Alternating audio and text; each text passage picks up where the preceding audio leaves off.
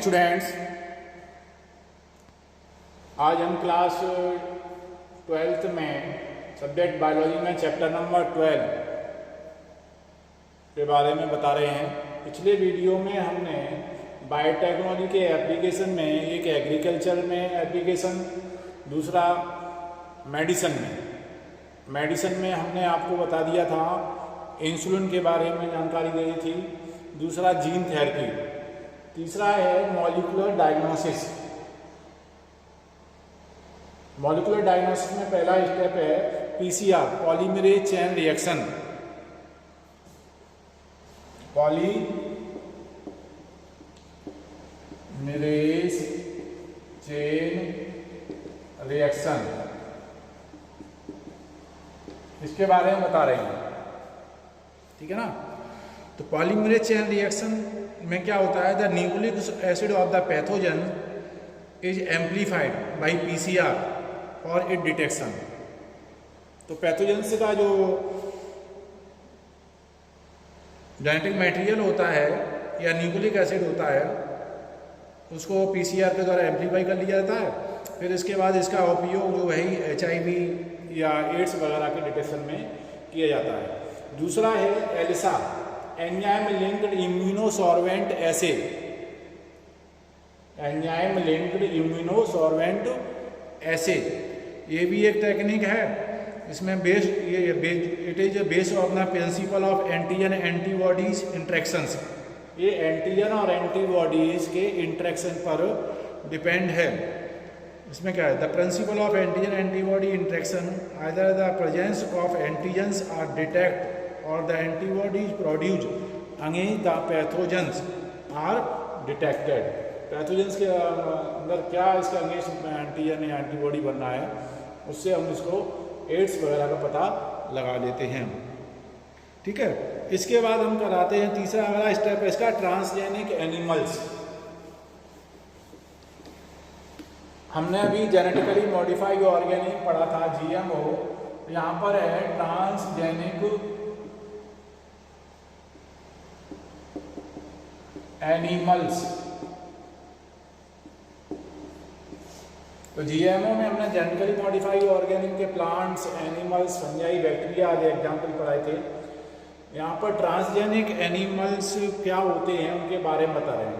Transgenic animals ऐसे animals होते हैं जिनके जीन्स को जेनेटिक इंजीनियरिंग के द्वारा मॉडिफाइड किया जाता है। जैसे GMO में था वैसे ही यहाँ पर है। क्यों किया जाता है? बीमारी से बचाने के लिए, प्रोडक्शन को बढ़ाने के लिए। ऐसे क्या है, ट्रांसजेनिक एनिमल्स हैं जिनमें जीन्स को क्या कर दिया जाता है, ट्रांसफर कर देते हैं। इतना समझिए बस, बायोटेक्नोलॉजी के द्वारा, जेनेटिक इंजीनियरिंग के द्वारा। कौन कौन से एनिमल्स आएंगे इसमें? रेट आएगा, ठीक है ना, रेट आ सकता है, पिग आ सकता है। ये हमारे इसके एग्जाम्पल होंगे ट्रांसजेनिक एनिमल्स की, ठीक है। रेट है, रैबिट है, पिग है, ये सब एनिमल्स। अब इसमें following are the common reason for developing trans animals, यानी ट्रांसजेनिक एनिमल्स डेवलप करने का रीजन क्या है। तो कुछ रीजन्स है इसमें। पहला है study of normal physiology and development. तो उन एनिमल्स को हम जब ट्रांसजेनिक एनिमल्स जो होते हैं उनमें हम जो है उनकी फिजियोलॉजी एंड डेवलपमेंट के बारे में पढ़ते हैं कि उनका किस तरीके से कौन सा ऑर्गन फर्क करता है। दूसरा है वैक्सीन सेफ्टी। जितनी भी वैक्सीन बनाई जाती हैं वो कितनी सेफ हैं ह्यूमन बींग के लिए। सबसे पहले इनका प्रयोग इन एनिमल्स पर ही किया जाता है, पिग पर किया जाता है, ठीक है ना। जिनके द्वारा जो बनाई गई हैं वैक्सीन, उनका पिग पर, रैबिट पर वो किया जाता है प्रभाव, मतलब उसका इफेक्ट देखा जाता है और फिर उसको ह्यूमन में यूज किया जाता है, जैसे पोलियो वैक्सीन वगैरह ये। तीसरा है बायोलॉजिकल प्रोडक्ट्स। कुछ ट्रांसजेनिक एनिमल्स के द्वारा बायोलॉजिकल प्रोडक्ट्स बनाए जाते हैं जो ह्यूमन के लिए लाभदायक होते हैं। तो जैसे क्या है, transgenic animals the protein of DNA which code for a particular product for human protein alpha antitrypsin. कौन सा है? अल्फा एंटीट्रिप्सिन ये है alpha antitrypsin is use to treat emphysema. इस का प्रोटीन का यूज एम्फाइसीमा एक डिजीज होती है उसको ट्रीट करने में किया जाता है। द फर्स्ट ट्रांसजेनिक काउ, जो फर्स्ट ट्रांसजेनिक काउ थी उसका नाम है रोजी, ठीक है, ROSI। प्रोड्यूस ह्यूमन प्रोटीन इन रिच मिल्क 2.4 ग्राम पर लीटर। जो मिल्क ये उत्पन्न करती है उसमें प्रोटीन की मात्रा 2.4 ग्राम पर लीटर होती है, रोजी के द्वारा जो मिल्क बनाया था। The milk contain the human alpha lactalbumin and was more nutritionally balanced for human babies than normal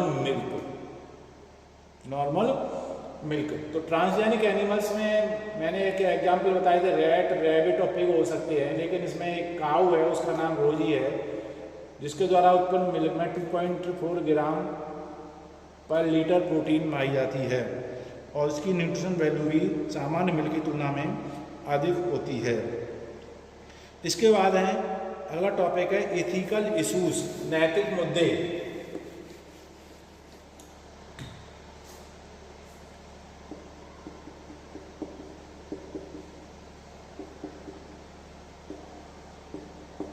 नैतिक मुद्दे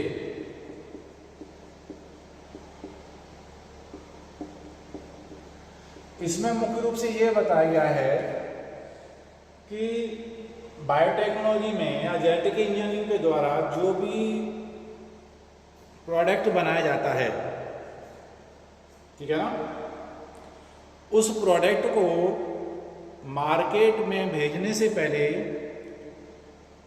एक कमेटी है, genetic engineering approval committee, GEAC बोलते हैं इसको, GEAC, genetical engineering approval committee, ठीक है ना, जेनेटिक इंजीनियरिंग अप्रूवल कमेटी। ये कमेटी क्या करती है, जो जेनेटिकली मॉडिफाइड ऑर्गेनिज्म या ट्रांसजेनिक एनिमल्स के द्वारा जो प्रोडक्ट बनते हैं उन प्रोडक्ट का पहले एनालिसिस करती है। एनालिसिस करने के बाद ये देखती है कि ये प्रोडक्ट हैं, अगर इनको मार्केट में हम सप्लाई कर रहे हैं तो ये ह्यूमन बीइंग के लिए या अदर्स एनिमल्स के लिए इनका कोई हार्मफुल इफेक्ट तो नहीं है। उनको चेक करने के बाद फिर ये क्या करती है, मार्केट में सप्लाई होने की परमिशन देती है। तो ये क्या है, अप्रूवल कमेटी है जो किसी प्रोडक्ट को अप्रूव करती है, ठीक है। अगला टॉपिक है, इसमें देखिए बहुत सारे ऐसे दिए हुए हैं, कुछ एग्जाम्पल हैं पब्लिक सेफ्टी के लिए बनाया गया। ये rice is being used since thousands of year in Asia agriculture history of which varieties are Indian.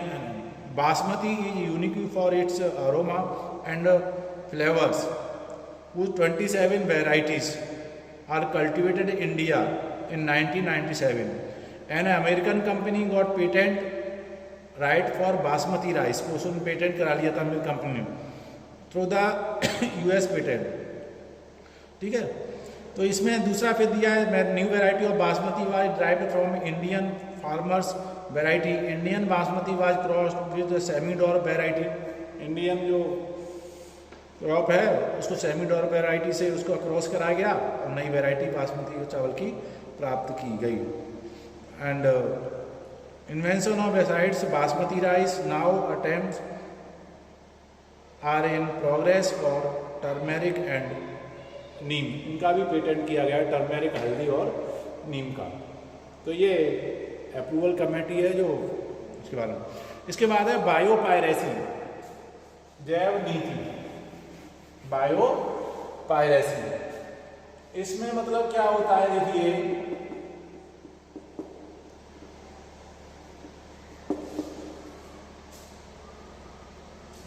Biopiracy, जैव नीति बोलती है इसको। इसमें क्या है कि किसी भी देश के जो नेचुरल रिसोर्सेज हैं, प्लांट्स हो सकते हैं, एनिमल्स हो सकते हैं, कुछ भी नेचुरल रिसोर्स हो सकते हैं, और अगर कोई दूसरा देश इसको यूज करना चाहता है तो विदाउट परमिशन के उसको यूज नहीं कर सकता। तो जिसके जो देश के नेचुरल रिसोर्सेस हैं उनसे क्या करना पड़ेगा, उसको परमिशन लेनी पड़ेगी। तो the use of bio resources by multinational companies, या कोई मल्टीनेशनल कंपनी हो सकती है, and other organisations without proper authorisation from the countries and concern people without compensatory payment, उसकी क्षतिपूर्ति का जो भी पेमेंट होता है वो दे करके, है ना। Traditional knowledge related to bio resources can be exploited to develop modern application and are use to save time. तो इसमें यही बताया गया है कि किसी भी देश के जो नेचुरल रिसोर्सेज हैं उनको कोई भी मल्टीनेशनल कंपनी या कोई भी देश जब लेगा तो पहले उनसे परमिशन लेनी पड़ेगी, क्षतिपूर्ति के लिए जो भी होगा वो उसमें जमा करना पड़ेगा। ये सब क्या है, जैव नीति के अंतर्गत आता है। इस तरीके से आपका ये चैप्टर जो है 12 वाला फिनिश हो गया। आगे हम जो है 13 चैप्टर स्टार्ट कराएंगे। ठीक है, चलिए।